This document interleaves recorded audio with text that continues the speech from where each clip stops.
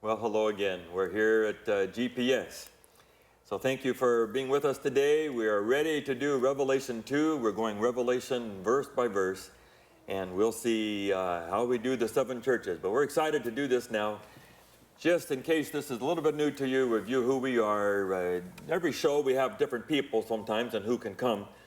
But here is Dr. John Pauline, is the chair of the School of Religion here at Loma Linda, but also Revelation, pastor in New York, seminary professor for many years. Pastor Sarah Mae Colon, our youth pastor at Garden Grove Church, just got ordained, 4 or 5 months ago? We were all there, he spoke for it. And a young man who I'm proud to say is my nephew, but is Andrew Gorhughes, and is just become a junior theology major at La Sierra University, and is working with Sarah at our church this summer as an intern and staying at our house. So cousin to my sons, we love him. Very bright, very thoughtful, and you'll enjoy having him here. I'm going to start with a story, just because this was last week. I grew up in Thailand, and we were in Thailand last week, and we were on a boat going from a place called Pattaya out to an island, and I grew up 50-some years ago going on a boat out to that island. I can remember we come back, it was uninhabited then, now there's thousands of people there, but we were coming back on this boat, and my friends and I were hungry, no one had fed us, and we ate a box of crackers that were in the back of this boat. And then all of a sudden, someone came unglued, and they belonged to a lady who was diabetic. Mm-hmm. And that was her protection from not having some sugar and blood food. You should have fed us if you didn't want us to eat. You know, we didn't know. We got back to the beach, and we had dinner that night. I'll never forget it. And we're a whole group of missionaries, and a man there, who was her husband, served other ladies, but didn't serve his wife, the diabetic lady. And she said, "Why didn't you serve me?" And then she said, "You don't love me anymore." And a joke, and everyone laughed. Except a week later, the husband went off with another one of the missionaries and had an affair. Oh. She knew. How did she know? That she was losing him. And that they eventually got back together. And I saw them when I was in college. Here they were sitting in front of me. I'll never forget that. And Jesus, in this passage, says, "I have this against you. You have lost your first love." So Jesus comes, and he has all these people here, and he starts this new church, and he has a movement, and he says goodbye, and he goes away, says, "I'll come back." And now, 50, 60 years later, he says, "You had a first love, but now I'm losing you." And we have this famous passage to the church at Ephesus. So I just want to feel that, as we wrestle with these messages to the churches. This is a real Jesus talking to real church people, and this is his heart now. He's saying, I want to hold on to you. I want to have a relationship with you. So we've agreed before we started on air that we were going to read the whole passage, and we drew straws, and you're the one. Andrew, from your phone, would you please read in Revelation 2, 1-7, as we knew now the 7 churches. To the angel of the church in Ephesus write, "These are the words of him who holds the 7 stars in his right hand and who walks among the 7 golden lampstands. I know your works, your toil, and your patient endurance. I know that you cannot tolerate evildoers. You have tested those who claim to be apostles but are not, and have found them to be false. I also know that you are enduring patiently and bearing up for the sake of my name, and that you have not grown weary. But I have this against you. Now that you have abandoned the love you had at first. Remember then from what you have fallen, repent and do the works you did at first. If not, I will come to you and remove your lampstand from its place, unless you repent.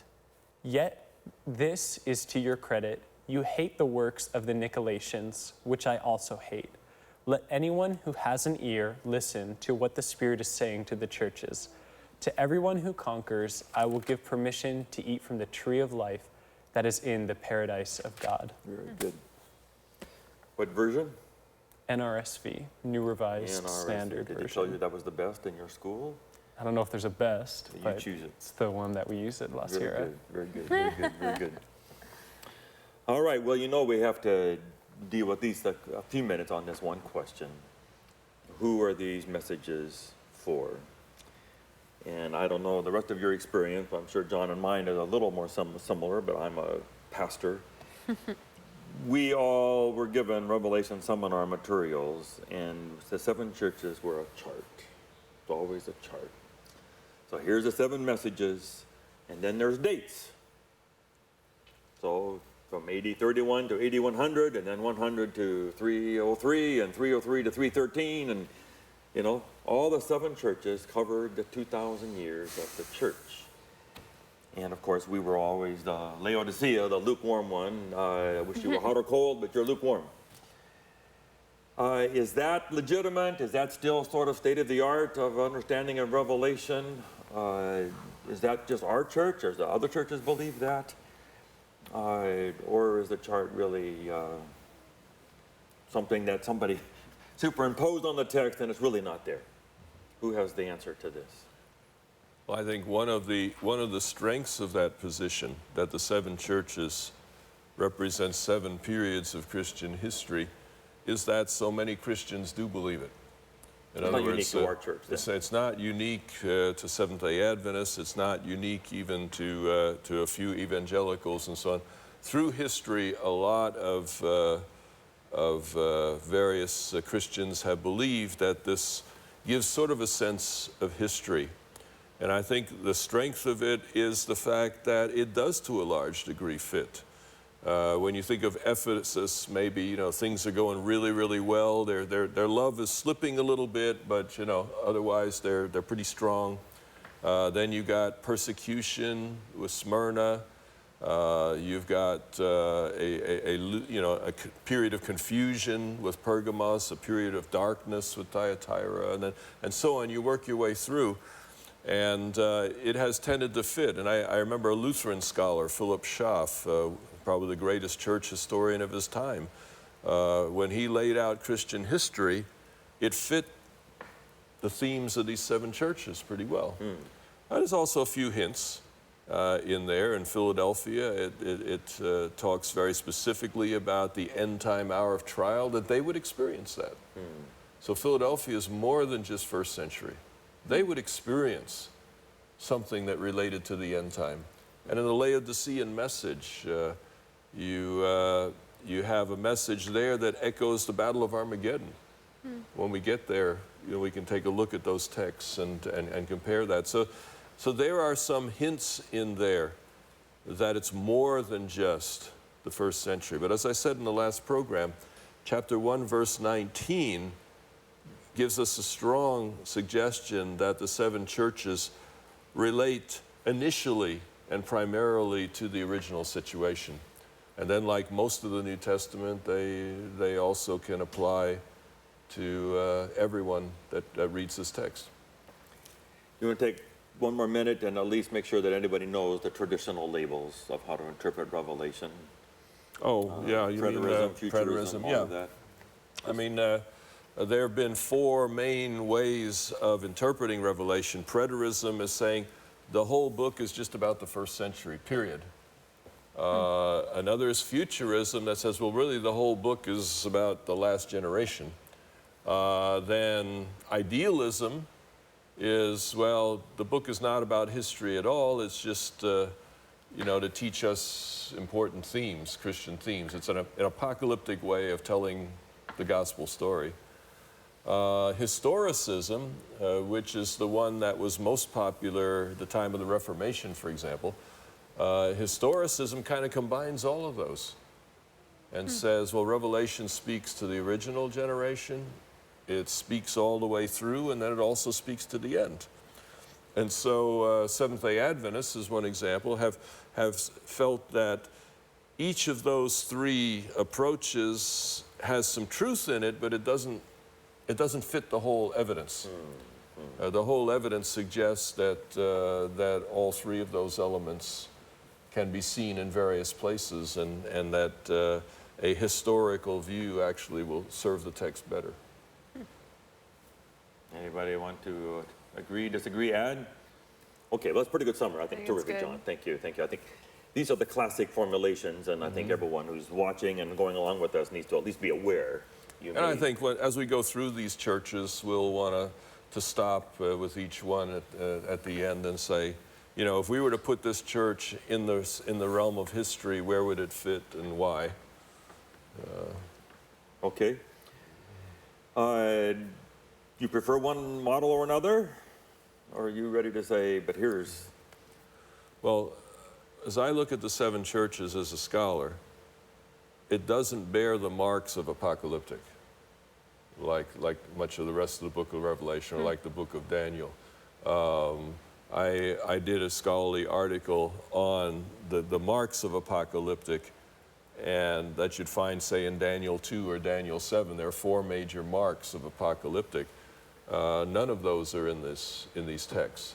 This reads more like a prophecy, more like the book of Romans or something like that, where a prophet is saying, okay, you guys are facing these challenges, and here's what you need to do. Yeah. There's symbolism there, but it explicitly says these are written to 7 churches in the first century. And then it also says in each one of them, it ended there in verse 7, as Andrew read it, he who has an ear, let him hear what the Spirit says to the churches. Each of the messages to the churches is for every reader.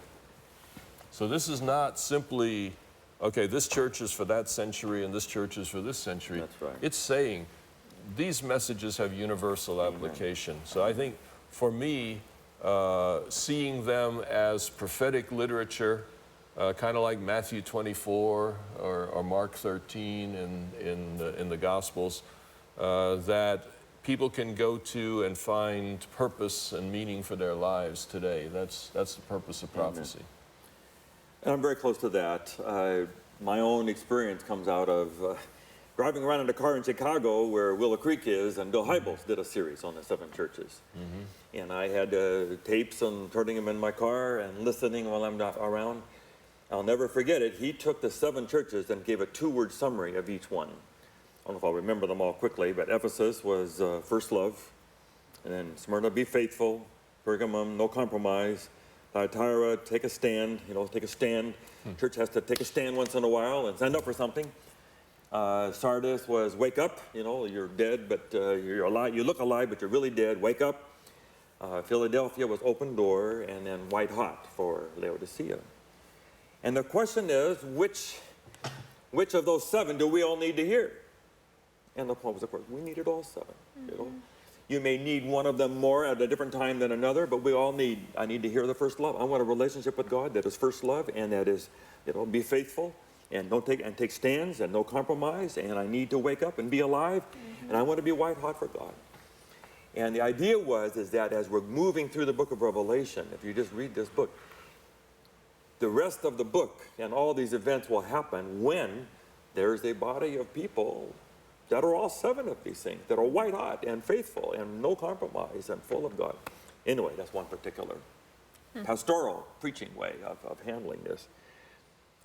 We can do verse by verse, but let's just make sure that we get this part of the discussion. This idea of first love, which is tied to Ephesus. Is it possible to not lose your first love? We baptized 146 people in Thailand last week. But one of them was from our group.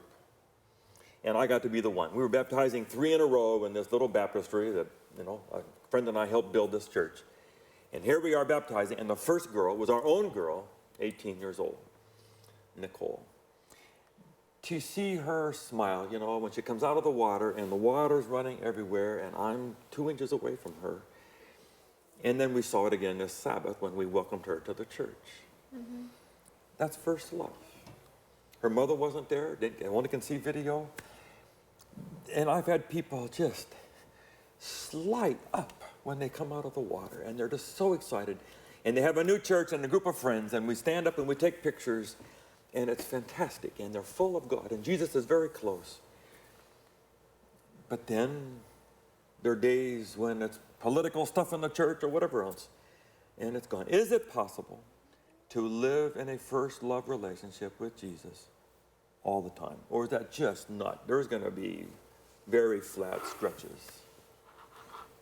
I think that's just part of living, though. I think we go in waves of things, and it's part of life. But I know for me, I actually do a lot better with God when I've had a disagreement, because I have to stop. Like, we have our moments. I'm not one of those people that are like completely holy all the time with God, and like in a complete loving relationship. Sometimes I am. That's why we brought you to this show. Right, So. I'm working on it. But it's after those arguments or those moments when I'm like, you know what, never mind, I don't even want to be part of this. This is ridiculous. And I freak out and I walk away, and then there's always something that I experience shortly thereafter that just like revolutionizes my understanding of who God is, and it gets more intense and crazier to me because it's pushed the bounds of what I think love can even be. So the breakthroughs come from questions. I think so, and I think that's why dialogue and almost pain and all of this stuff actually makes it so much better. I mean, I've learned so much from every single breakup I've been through, and it's not relationally. Like, you know, I'm not going to be madly in like weird love all the time, but I mean, I think that's part of the journey is that like after that you have moments of reflection and understanding that open up your understanding so much more than it would be if you were always just like in that like giddy weird first love I've heard people say that. They just, I know when a bad time's coming, that's good, because I know what's next. The God is going to break through to something new, and that's a precursor to it.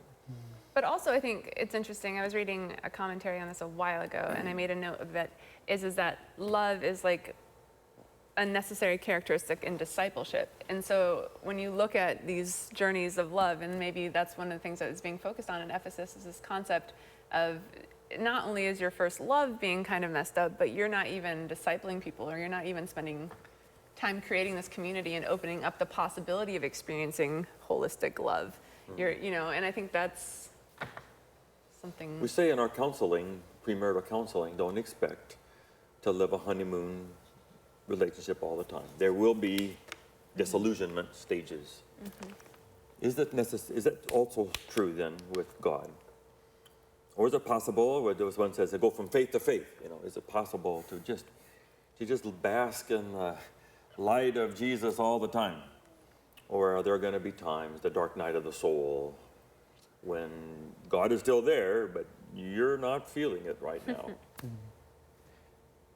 Being a theology major and kind of entering into a little bit of a deconstruction phase, that's come on just because of the vast amount of knowledge that I have to respond to as a university student. But it's important to go through as a young person. It is important to go through. You take your parents' faith, put that on the table, and then you build your own. Right, and I think that might just be my one experience, but does it feel like losing a relationship a no, little bit? I don't think so. Would you say I've lost my first love and I'm working on the next one? I don't think so. I think I would say that understanding God and theology and Jesus Christ is a part of strengthening and going deeper and just experiencing more over time with God and with Jesus. There's an idea, we use the terminology of like going through seasons with people, right?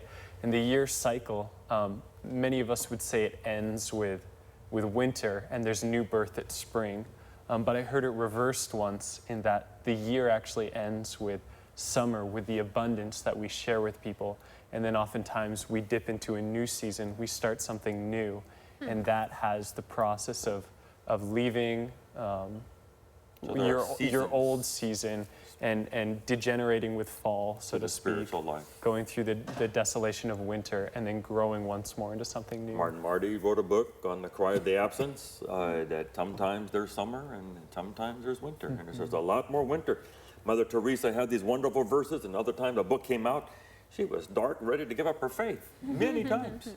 Spurgeon rely on the ground, depressed. Go ahead. If it's all up and down all the time, then why is Jesus criticizing them? Yes, well, that's why I asked the question. That's true. You're supposed to answer the question. No, 'cause I think you misquoted the text. That's the answer, that I misquoted the text? That's right. That's right. No, see? Bring it back, bring it back. Take You a have look. for- Take a look. And chapter 2, verse 4. And by the way, I've done this a lot, so I had to learn this the hard way, so don't feel bad. I feel very But bad. look what he says. I have this against you, that you have lost your first love. Abandoned. Forsaken. Yours was abandoned, mine is forsaken. Mine's forsaken. It was the Yeah. King James. This is not left, not lost, left in the King James. In other words, he's criticizing them. They have made a conscious decision. They have left the love that they had at first. This is not such a pure church as sometimes it's been portrayed. Meaning this is not just the loss of some emotion or some Yeah. electricity. It's not just like, wow, you know, now I'm kind of on a downer here, got a dark night of the soul going on, and now Jesus comes and criticizes me. I think recognition that, yes, a normal godly life is going to have some ups and downs, but they're not chosen ups and downs. They're ups and downs that are natural to the human condition. And Jesus doesn't hold us responsible for those.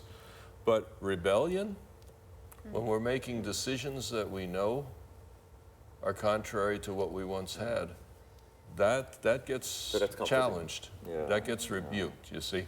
So I think that's a crucial difference here. I don't want people to get the impression, well, you know, if you don't keep up that white hot fire, bam, you know, you're on the outs. I kind of like it this way. How many children do you have? 2 sons. You have 2? Okay. Do you always have 2? Or Yes. does one of them misbehave sometimes and then you say, no, I just have 1 today? My father said that. He had 4 sons, and one of them said that a few times. Yeah, yeah. My- Well, I have 3, and then there are times when I wanted to disown one or the other.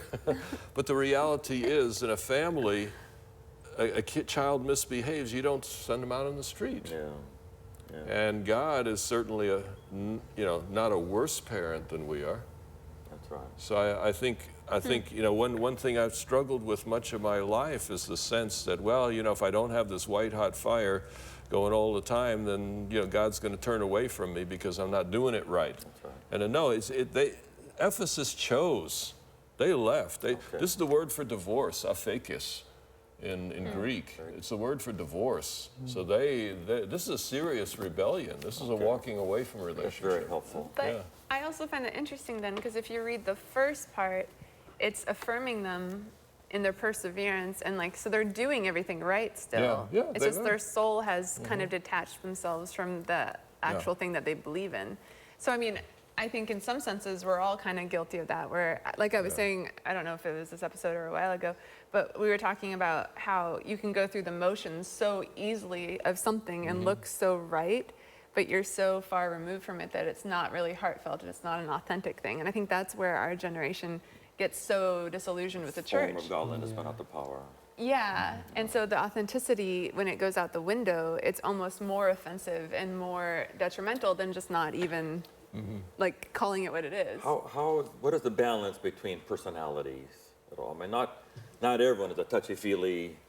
I used to hate it when someone said, get a sheet of paper and a crayon and color your spiritual picture Sounds relationship with amazing. God. We should do that right You'd now. be terrific. But I had a lady on our staff that would make us do that. Oh, half the staff hated those Yeah, that would times. be rough for most people. I would go to prayer meeting and people would say, you know, God, Jesus put me to bed last night. What? What are you talking about? See? It's kind of, And we've had these debates at Lost Year Campus with my theology professor friends, you know. That was not the way they connected to God. It was much more thoughtful and belief and so on. These touchy-feely things. How much of this is just personality? Some people are that and some people are not. And then other people, but then because you're not made to have that kind of a relationship, then you say, well, something's wrong with me because Jesus didn't put me to bed last night, you know. Well, here's one of the encouraging things here, because you'll notice that in each of these letters, let's stick with Ephesus. In chapter 2, verse 1, he says, these are the words of him who holds the 7 stars in his right hand and walks among the 7 golden lampstands. Those are 2 of the many descriptions of Jesus in chapter 1. Chapter 1. What you'll notice as you go through these 7 churches, each of them gets a different picture of Jesus. This goes back to what we were talking about then. Is Each that of them gets a different picture, and none of them gets the whole picture. You go back to chapter 1, you got like 20 characteristics of Jesus. No church gets more than 2 or 3. Yes. And so there's a recognition that human beings are different. They have different personalities, different emotional makeups, and so on. And that Jesus is able to accommodate those. Now, the good news with Ephesus is they have left their first love. So it's not a total rebellion. Although the word for divorce, the word for rebellion kind of is used there, they didn't give up their love entirely. You haven't just left your love for me. So they still love Jesus. They're still doing the right things, but they have made some choices that have dulled the relationship with him in a destructive way. So that's certainly possible for all of us, is that there are times when God wishes we had more worship, more relationship. But it's also possible that many of us may not be, just by the way we're wired, as artsy or guitar or out under the stars. Our relationship with God is different than that, and we can be comfortable in our own skin. Richard Foster has a book, I think 6 different styles of spirituality. Oh, that was helpful to me. I used to go through the bookstore. They used to have at camp meeting a sale for all the pastors, and we would go through, and I would go through with Dwight Nelson and all my friends, you know, and here we all were. And they would say, well, I read this year. Oh, I haven't read that. Okay, better buy that book. And you have to buy the book. I'd go out here with a couple $100 of books because I wanted to be sure I had what everyone else was having. And I would ask people, have you heard voices of God? Have you, have you? And I finally just had to get over that and just say, I am going to be comfortable. I am close to God. He is real in me. I'm trying to become more like Jesus. And I'm okay with this. But we can all have a love relationship with Jesus. Absolutely. But just because we don't have our hair standing on end or whatever else, does not mean that you have Does your left hair ever God. stand on Not end? too good. Not too good. Not for a long time. I was afraid with that metaphor. Anyway, so I think if we can say to whoever is out there, I preached a whole sermon one time on the first page of the Bible. Why are there 4 Gospels? Because 4 people experience Jesus in different ways, and they would represent archetypes out there in the world and be comfortable. That's why there's multiple metaphors. Jesus is shepherd and king and lamb and father, and all these various metaphors. You're going to find God in your own way and be comfortable with that. Anyway, as usual, we wish we had covered more. We're down to the end again. And we have to say, please come back. We don't know if we're going to do 1 or 2 shows per 7 churches, but at least this church is going to take 2 shows. Right. So we will go verse by verse, but we wanted to get at this main idea of holding on to your first love. God is a lover, and he wants, the whole purpose was to have a love relationship. Read Song of Solomon before we get together again next time, and read this love and passion that God wants to have with us. But we hope that you'll come back to us. Write us an email at gps@llbn.tv. We'd love to engage with you, but come back to us and watch GPS with us. God bless you all.